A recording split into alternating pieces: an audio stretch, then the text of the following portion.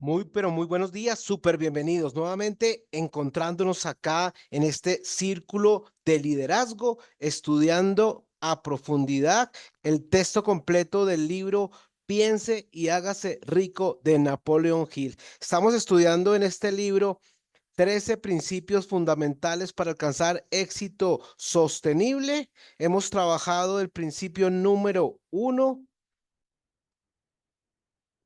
y ahora estamos trabajando el principio número dos. Principio número uno, el deseo, el punto inicial de todo logro, que es el primer paso hacia la riqueza. Y ahora estamos trabajando con el número dos. Y vamos a continuar. Recuerde, siempre tenemos la parte de lectura de texto y luego trabajamos en lo que es la comprensión. El asombroso relato del poder de una idea ha sido descrito de forma espectacular por John Lowell del New York World Telegram y la transcribimos con su cortesía.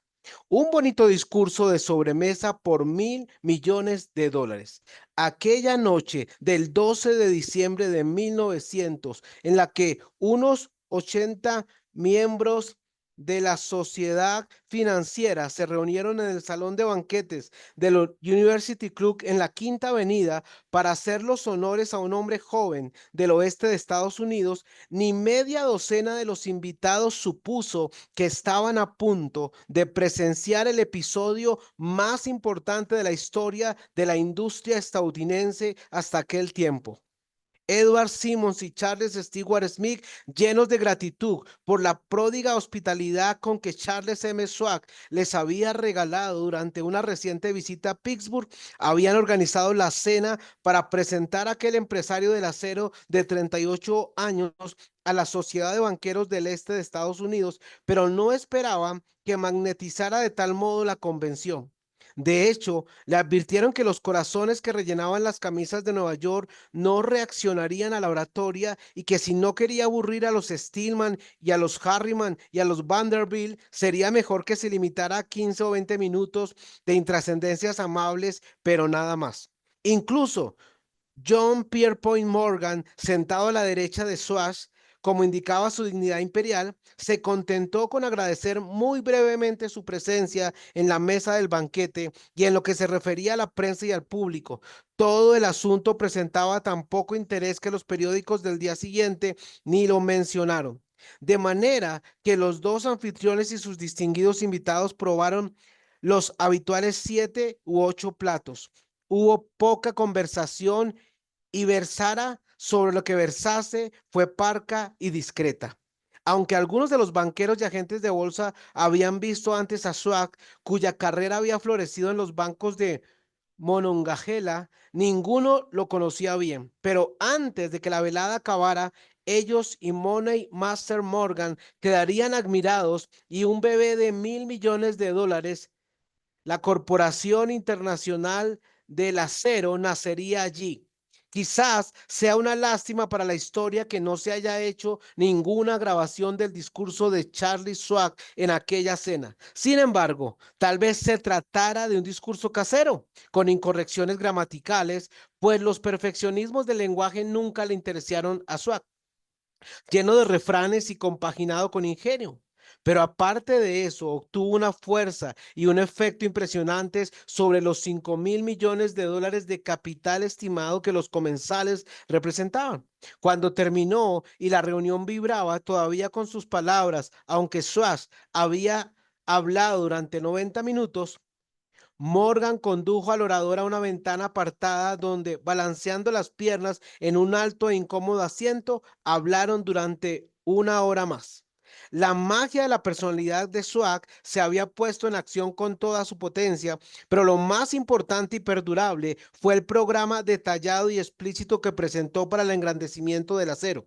Muchos otros hombres habían tratado de interesar a Morgan en montar juntos un trust del acero a partir de combinaciones con empresas de pastelería, cables y flejes, azúcar, goma, whisky, aceite o goma de mascar. John W. Gates, el apostador, lo había urgido a hacerlo, pero Morgan no había confiado en él. Los hermanos Moore, Bill y Jean, mayoristas de Chicago, que habían fusionado una fosforera y una corporación de galletitas, habían tratado de convencerlo, fracasando en su intento. Elbert H. Gary, el sacrosanto abogado del Estado, quiso atraerlo a su terreno, mas no llegó a ser lo bastante grande como para impresionarlo. Hasta que la elocuencia de Swag elevó a J.P. Morgan a las alturas desde donde pudo visualizar los sólidos resultados del proyecto financiero más atrevido que se hubiera concebido nunca hasta ahora. La idea era considerada un delirante sueño de especuladores ingenuos. El magnetismo financiero que hace una generación empezó a atraer miles de compañías pequeñas y a veces ineficazmente dirigidas a combinaciones más grandes y competitivas, se ha vuelto operativo en el mundo del acero gracias a los artilugios de aquel jovial pirata en los negocios, John W. Gates. Este había formado ya la American Steel Company con una cadena de pequeñas empresas y junto con Morgan habían creado la Federal Steel Company. Pero al lado del gigantesco trust vertical de Andrew Carnegie, dirigido por sus 53 accionistas, esas otras combinaciones resultaban insignificantes. Podían combinarse como mejor les pareciese, pero ni todas juntas harían mella en la organización de Carnegie y Morgan lo sabía. El viejo escocés excéntrico también lo sabía. Desde las majestuosas alturas de Esquivo Castle había visto primero divertido y luego con resentimiento los intentos de las pequeñas compañías de Morgan entremetiéndose en sus negocios. Cuando esos intentos se tornaron demasiado importantes, el mal genio de Carnegie se convirtió en ira y en deseos de venganza. Decidió duplicar cada fábrica suya por cada uno que sus rivales poseyeran. Hasta entonces no había tenido interés en cables, tubos, flejes ni planchas. En cambio, se contentaba con venderle el acero en bruto a estas compañías y las dejaba que trabajaran en la especialización que quisieran. Ahora, con Swag como jefe y lugarteniente capaz, planeaba arrinconar a sus enemigos contra la pared. Así fue como Morgan vio la solución a su problema de combinaciones en el discurso de Charles M. Swag. Un trus sin Carnegie el gigante no sería ningún trus, sino un pastel de ciruelas sin ciruelas. El discurso de Swag de aquella noche del 12 de diciembre de 1900 aportó la sugerencia que no la solicitud de que el vasto imperio Carnegie podía llegar a estar bajo la sombra de Morgan. Habló del futuro mundial del acero, de reorganización en aras de la eficiencia, de especialización de deshacerse de compañías improductivas, de la concentración del esfuerzo en las propiedades florecientes, de ahorros en el tráfico del mineral bruto, de ahorros en los departamentos directivos y administrativos, de captar mercados extranjeros. Más que todo eso, les dijo a los bucaneros que había entre ellos donde estaban los errores de su piratería habitual. Sus propósitos, suponía él, habían sido crear monopolios, aumentar los precios y pagarse a sí mismos dividendos exagerados más allá de todo privilegio. Con su estilo campechano, Swag condenó ese sistema. La estrechez de miras de semejante política, dijo su auditorio, residía en el hecho de que restringía el mercado en un momento en que todo pugnaba por la expansión. Abaratando el coste del acero, explicó, se crearía un mercado expansivo, se idearían más usos para el acero y se captaría una parte considerable del mundo de la industria. En realidad, aunque él no lo supiese, Swag era un apóstol de la moderna fabricación en serie. Así acabó la cena en el University Club. Morgan se fue a su casa para pensar en las predicciones del progreso de Swag. Swag regresó a Pittsburgh a dirigir el negocio siderúrgico para We Andrew Carnegie, mientras Gary y todos los demás volvían a sus teletipos para especular, anticipándose al próximo movimiento. No tardó mucho en suceder. A Morgan le llevó más o menos una semana digerir el festín de racionamientos que Swag le había puesto delante. Cuando se aseguró de que no iba a sufrir ninguna indigestión financiera, llamó a Swag y se encontró con un hombre bastante reticente. Al señor Carnegie, le dijo Swag, quizás no le alegrará mucho descubrir que el presidente de su conglomerado de empresas había estado coqueteando con el emperador de Wall Street, el barrio que Carnegie había resuelto no pisar jamás. Entonces, John W. Gates, que hacía de intermediario entre Morgan y Swag, sugirió que si Swag estuviera casualmente de paso por el Billy View Hotel de Filadelfia, J.P. Morgan podría coincidir con él en el mismo sitio. Sin embargo, cuando Swag llegó, Morgan se hallaba enfermo en su casa de Nueva York y presionado por el hombre mayor, Swag viajó a Nueva York y se presentó ante la puerta de la biblioteca del financiero. En la actualidad, ciertos historiadores de la economía han expresado la sospecha de que esta historia, desde el principio al fin, fue planificada por Andrew Carnegie, que la cena en honor de Swag, el célebre discurso, la reunión del domingo por la noche entre Swag y el rey del dinero fueron sucesos que el sagaz escocés había preparado de antemano. La verdad es precisamente todo lo contrario. Cuando Swag fue llamado a cerrar el trato, ni siquiera sabía si el jefecito, como llamaban a Andrew, prestaría atención a una oferta de vender en particular a un grupo de hombres a quienes Andrew consideraba dotados de algo menos que la beatitud. Pero Swag acudió a la reunión con 6 hojas escritas de su puño y letra, llenas de datos que según él representaban el valor físico y potencial de rendimiento de cada compañía metalúrgica que él consideraba una estrella esencial en el nuevo firmamento del metal. 4 hombres sopesaron esos esquemas durante toda la noche. El jefe, por supuesto, era Morgan. Firme en su credo del derecho divino del dinero, con él estaba su socio aristocrático Robert Bacon, un erudito y un caballero. El tercero era John W. Gates, a quien Morgan tachaba de apostador y utilizaba como herramienta. El cuarto era Swag, que sabía más sobre el proceso de elaborar y vender acero que cualquier grupo de hombres de su época. A lo largo de aquella conferencia, los esquemas del hombre de Pittsburgh no se cuestionaron nunca. Si él decía que una compañía valía tanto, así era y punto. También insistió en incluir la combinación solo las empresas que él tenía nominadas. Había concebido una corporación sin dobleces, donde ni siquiera quedaba lugar para satisfacer la codicia de amigos que deseaban descargar sus compañías sobre los anchos hombros de Morgan. Al amanecer, Morgan se puso de pie y se desesperó. Solo quedaba un asunto pendiente. ¿Cree que puede persuadir a Andrew Carnegie de vender? Preguntó. Puedo intentarlo, repuso Swag.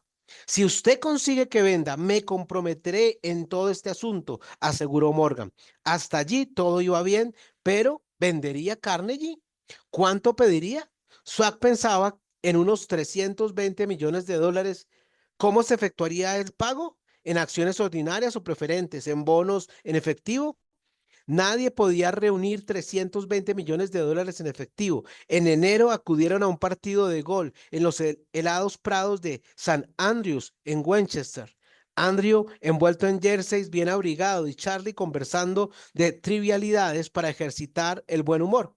Pero no se pronunció ni una palabra sobre negocios hasta que la pareja se sentó en la cálida sala de la cabaña que Carnegie poseía cerca de allí. Entonces, con el mismo poder de convicción con que había hipnotizado a 80 millonarios en el University Club, Swag dejó caer rutilantes promesas de retiro y comodidad de los innumerables millones que satisfarían los caprichos sociales del viejo escocés. Carnegie estuvo de acuerdo, escribió algo en un trozo de papel y dijo, muy bien, venderemos por este precio. La cifra era de unos 400 millones de dólares y surgió a partir de los 320 millones que Swag había previsto como precio básico, añadiéndole 80 millones para recuperar el valor aumentado sobre el capital previsto durante los últimos 2 años. Más tarde, en la cubierta de un transatlántico, el escocés le decía arrepentido a Morgan, ojalá te hubiera pedido 100 millones más. Si me los hubieras pedido, te los hubiera dado, le respondió Morgan amablemente. Hubo cierto alboroto, por supuesto. Un corresponsal británico envió un cable diciendo que el mundo del acero extranjero estaba aterrado ante la gigantesca corporación. El presidente Hanley de Yale declaró que a menos que se regulasen los trusts, el país tendría un emperador en Washington durante los próximos 25 años. Pero ese hábil agente de bolsa que King era, se aplicó a su trabajo de impulsar tan vigorosamente las nuevas acciones hacia el público que todo el exceso de liquidez, estimado por algunos en cerca de 600 millones de dólares, fue absorbido en un abrir y cerrar de ojos, de manera que Carnegie obtuvo sus millones. El sindicato de Morgan consiguió 62 millones por todos sus problemas y todos los muchachos desde Gates a Gary también ganaron sus propios millones. Swag, de 38 años, obtuvo su recompensa. Fue nombrado presidente de la nueva corporación y ostentó el cargo hasta 1930. La riqueza empieza con una idea. La impresionante historia del gran negocio que usted acaba de leer es un ejemplo perfecto del método por el cual el deseo puede transmutarse en su equivalente físico. Esa gigantesca organización se creó en la imaginación de un hombre. El plan por el que le proporcionaban a la organización hornos de acero que aportaban su estabilidad financiera se creó en la mente de la misma persona. Su fe, su deseo, su imaginación, su perseverancia fueron los verdaderos ingredientes esenciales que conformaron la Corporación Americana del Acero. Los hornos y los equipos mecánicos adquiridos por la empresa después de haber surgido de la existencia legal fueron incidentales, pero un análisis cuidadoso revelará el hecho de que el valor aumentado de las propiedades adquiridas por la corporación se incrementó en unos 600 millones de dólares por la mera transacción que los consolidaba bajo una misma gerencia. En otras palabras, la idea de Charles Schwab, sumada a la fe con la que contagió a JP Morgan y a los demás, había dado unos beneficios de unos 600 millones de dólares. No es una suma insignificante por una sola idea. La Corporación Americana del Acero prosperó hasta convertirse en una de las empresas más ricas y poderosas de los Estados Unidos, dando empleo a miles de personas, desarrollando nuevas aplicaciones para el acero y abriendo nuevos mercados, demostrando de ese modo que los 600 millones de beneficio que la idea de Schwab produjo estaban bien merecidos. La riqueza empieza a partir de una idea. La cantidad está limitada solo por la persona en cuya mente esa idea se pone en movimiento. La fe elimina las limitaciones. Cuando esté preparado para negociarle la vida a lo que usted desee, recuerde, usted es el que pone el precio por obtener lo que quiere. Bueno, hasta aquí trabajamos hoy lo que es la lectura. Con eso hemos cerrado el capítulo 3 de Piense y hágase rico. Y ahora vamos a trabajar un poco de comprensión y profundidad. Lo que acabamos de leer me parece muy profundo y muy poderoso y nos habla de un título y es El bonito discurso de sobremesa por $1.000 millones. Y quiero contextualizarlos. Primero quiero retarles a entender esto. Nos conectamos de forma fácil con esto porque son historias muy bien contadas, muy bien escritas y es lo que hoy se conoce como history maker, contadores de historias. Las historias conectan con nuestras mentes, conectan con nuestros corazones y nos impulsan. ¿De acuerdo? Aunque este es un libro escrito de más o menos hace bastante tiempo, más o menos hacia 1937, necesitamos reconocer algo poderoso. Tiene principios, tiene prácticas y tiene procesos radicales que funcionan antes, que funcionan ayer, que funcionan hoy y que funcionarán en el futuro. Cada uno de ustedes que hace parte de alguno de los programas de coaching y mentoría de Emergiendo Consultores Latinoamérica es resultado de procesos serios de transformación. Estamos conectados a un vision board, a una meta personal, a una meta de negocios, tenemos planes de acción sólidos, trabajamos en un sistema de contability, utilizamos el poder de la mastermind y recuerde, siempre estamos a una idea de distancia de la manifestación de nuestra meta, pero todo lo sostenemos en narrativa, en emocionalidad y en acciones consistentes. Todo lo sostenemos en el poder de la integridad. Entonces, varios elementos.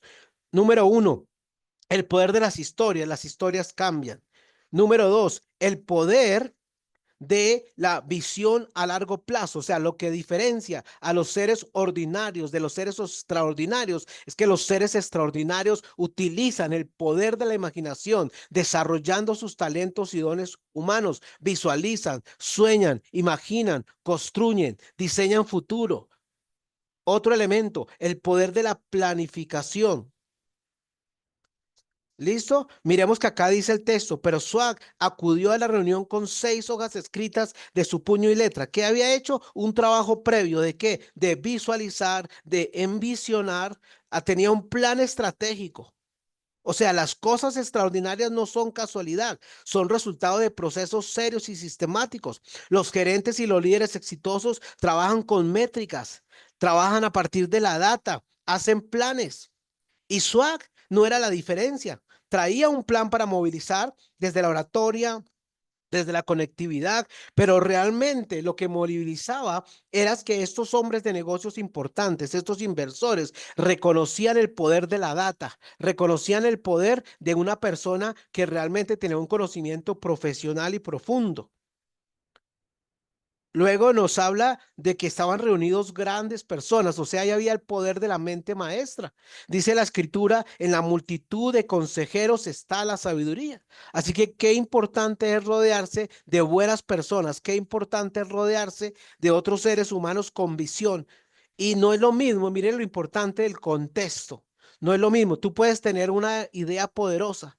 La idea poderosa presentada a las personas incorrectas te puede desanimar porque como no conocen el valor, como no están listos para reconocer ese alto valor, te van a decir que no. Y eso te puede desanimar.